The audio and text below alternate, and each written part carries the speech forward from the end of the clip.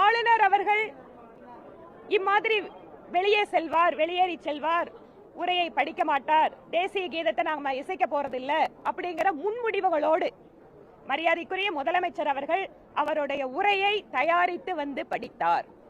அப்ப ஏற்கனவே மாநிலத்தினுடைய முதல்வர் அவர்கள் கவர்னர் நிச்சயமாக உரையை படிக்க விடக் கூடாது என்பதற்காகவே அதற்காக ஒரு பதிலை தயாரித்து வைத்திருந்தார்கள் என்றால் இவர்களுடைய எண்ணம் என்பது கவர்னர் உரையை படிக்க வேண்டும் என்பதாக இல்லை என்பது நிரூபணமாகிறது.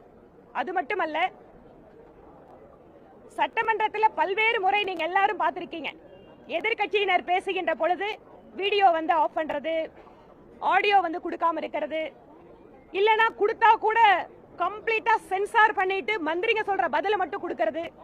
இன்றைக்கு உச்சகட்டமாக வழக்கமா வீடியோவை தான் ஆஃப் பண்ணுவாங்க, இன்னைக்கு உங்களுக்கு ஆடியோவை கூட கம்ப்ளீட்டா கட் ஆஃப் பண்ணிட்டாங்க.